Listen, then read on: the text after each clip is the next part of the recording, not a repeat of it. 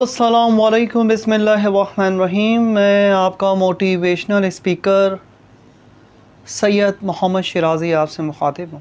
और आज जो मैं आपके लिए टॉपिक लेके आया हूँ बहुत अहम टॉपिक है मियाँ बीवी से रिलेटेड। और मैं ये समझता हूँ कि मियाँ बीवी के रिश्ते से ज़्यादा इस दुनिया में कोई फ़जीलत वाला रिश्ता मौजूद ही नहीं है, क्योंकि जब मियाँ बीवी मिलते हैं तो ही तमाम रिश्ते बनते हैं, तो ही एक माँ बनती है, तो ही एक बाप बनता है, तो ही एक बहन भाई बनते हैं। तमाम रिश्ते इसी से जुड़े हुए हैं, ठीक है। तो अल्लाह वाहदहू ला शरीक को भी ये बहुत ज़्यादा अज़ीज़ है। तो मैं आपको एक चीज़ बताना चाहूँगा कि देखिए, मेन चीज़ ये होती है कि अगर एक फैमिली में मियाँ बीवी मिलजुल के चलें और आपस में प्यार मोहब्बत से रहें और एक दूसरे की बातों को समझें, अंडरस्टैंड करें, तो ये बहुत अच्छा एक रिश्ता बन जाता है और सारी ज़िंदगी का ताहयात आप एक साथ ही होते हैं। क्योंकि मैं आपको एक चीज़ बताऊं, ये जो दुनिया है ना बहुत फेक है, और इसमें जो सबसे अफजल चीज़ है वो ये है कि अगर आप बहुत खुश नसीब हैं कि एक औरत को एक बहुत चाहने वाला शौहर मिल जाए, और एक बहुत खुश नसीब है मर्द के जिसको एक चाहने वाली बीवी मिल जाए, ये अल्लाह वाहदहू ला शरीक का सबसे बड़ा गिफ्ट है। तो एक औरत को चाहिए कि अपने शौहर की फर्माबरदारी करे। एक अच्छी औरत, बाकिरदार औरत अपने शौहर की फर्माबरदारी करती है, अपने शौहर की हर बात का ख्याल रखती है और उसके सामने ऊंची आवाज़ में नहीं बोलती। माना कि लाजमी सी बात है कि बहुत सारे ऐसे इश्यूज़ उठते हैं जिस पे ये कि जब औरत एक घर छोड़ के दूसरे घर में आती है तो वहाँ पर यह कि एक नया माहौल होता है, उसको एडजस्ट होने में थोड़ा टाइम लगता है, लेकिन उसका जो असल घर होता है ना वो होता ही दर हकीकत शौहर का घर है। ये एक अल्लाह वाहदहू ला शरीक की तरफ से रूल है, शरीयत। तो औरत जितनी जल्दी ये समझ ले कि उसका असल घर ही उसके शौहर का घर है तो बेहतर रहता है, क्योंकि जब वो ये समझ लेती है कि यही उसका असल घर है, यहीं पर उसका मरना जीना है, तो वो ख़ुद भी खुश रहती है और अपने शौहर को भी खुश रखती है। तो आज मैं कुछ आपको शौहर के हुकूक बताने जा रहा हूँ जो कि बीवी पे वाजिब हैं। इसके बाद इंशाअल्लाह ताला अल्लाह वाहदहू ला शरीक ने चाहा तो मैं आपको बीवी के भी हुकूक बताऊँगा। मेरे साथ आखिर तक जुड़े रहिएगा ताकि ये कि आपका कोई पॉइंट मिस ना हो सके। और मैं ये समझता हूँ कि अगर आपने ये पूरी स्पीच सुन ली, ख़ासतौर पर ख़वातीन, तो मैं समझता हूँ कि उनकी ज़िंदगी ही एक जन्नत बन जाएगी। तो स्टार्ट लेते हैं।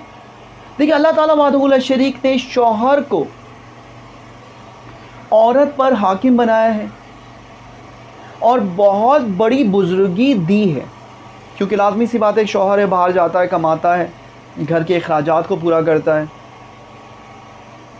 और अपने आप को मिटाता है और अपने घर को बनाता है।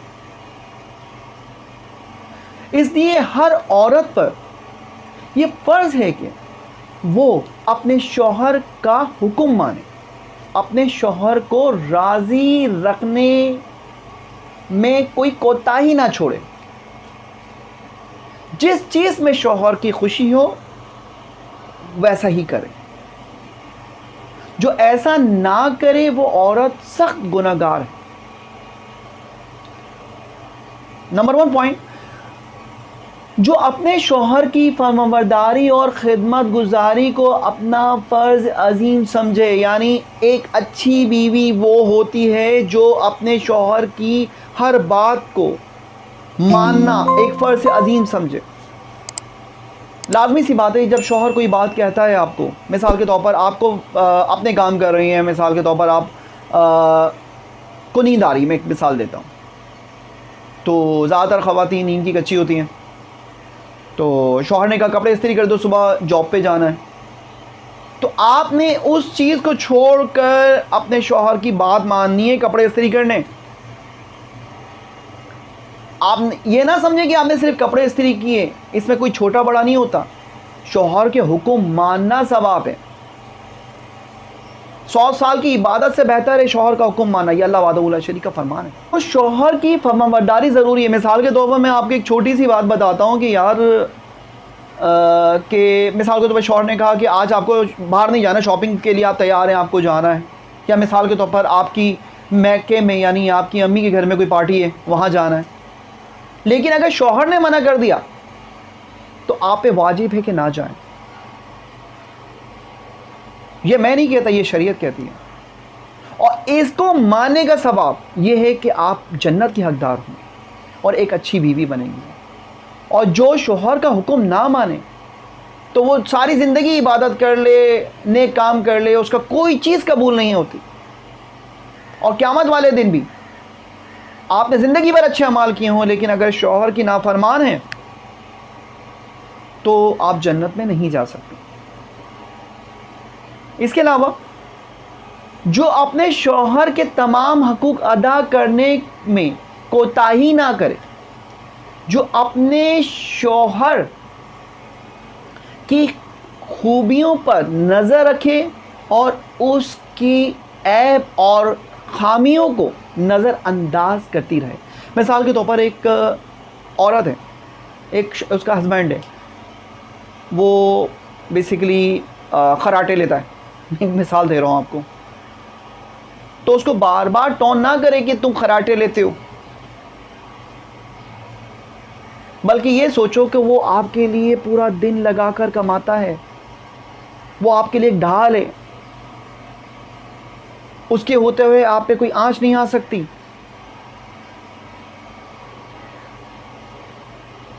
तो अपने शौहर को खुश रखो, ना कि उसकी ऐबजोई करो। बाज़ ख़वातीन का ये होता है, सॉरी टू से, कि वो अपने दुखड़े लोगों के सामने बयान करती हैं। मैं आपको एक चीज़ बता दूं, ये दुनिया सिर्फ सुनती है हमदर्द बन के, लेकिन वही लोग पीठ पीछे मजाक उड़ाते हैं। आपको एक चीज़ बताऊं, आपको जो सबसे अच्छा दोस्त है ना, वो आप खुद होते हो। हज़रत अली का कॉल है कि हज़रत अली अलैहिस्सलाम को कॉल है कि अगर कोई शख्स अपनी बात अपने अंदर नहीं रख सकता तो वो दूसरे से क्या उम्मीद रखता है कि वो उसकी बात को अपने तक रखेगा। आप भी तो नहीं बर्दाश्त कर पाए ना, जब भी तो दूसरे को बताई तो वो कैसे बर्दाश्त करेगा। इसीलिए अपने घर की बातें घर में रखें तो आपका घर खुशियों भरा रहेगा। इसके अलावा पॉइंट है कि जो खुद तकलीफ उठाकर अपने शौहर को आराम पहुंचाने की हमेशा कोशिश करती रहे। यानी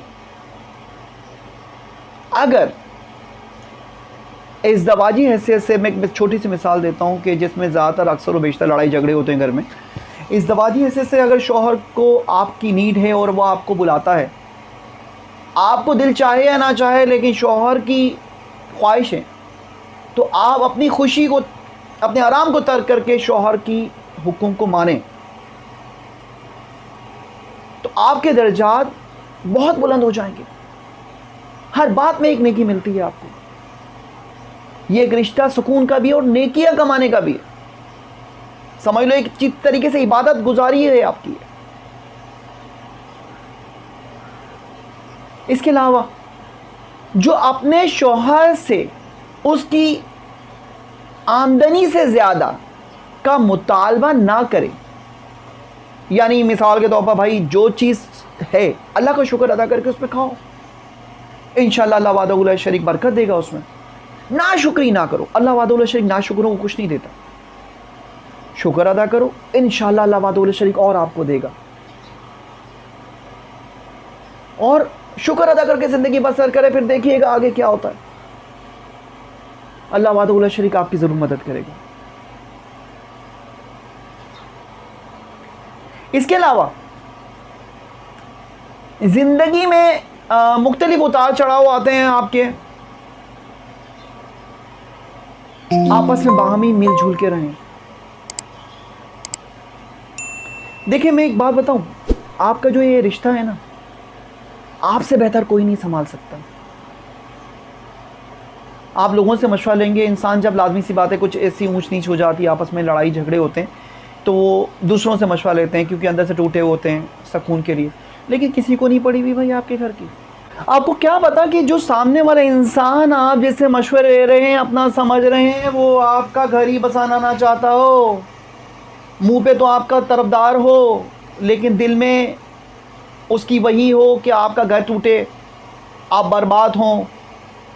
लोगों को तो खुशी होती है, शैतानियत भरी हुई है इस दुनिया में, आखिरी ज़माना चल रहा है। इसके अलावा जो शौहर के अलावा किसी की तरफ ना देखे, क्योंकि मेन चीज़ यही है कि आप अपनी हिफाजत करती हैं अपनी इज़्ज़त व नामूस की, तो वो भी एक इबादत है, क्योंकि आपका वजूद शौहर की अमानत है।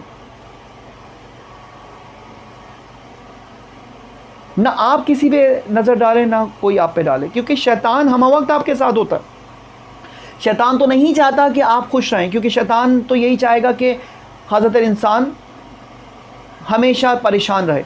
और शैतान को जो सबसे ज़्यादा नफ़रत है वो इसी रिश्ते से, मियाँ बीवी की। और शैतान सबसे ज़्यादा खुश जब होता है जब एक मियाँ बीवी में लड़ाई होती।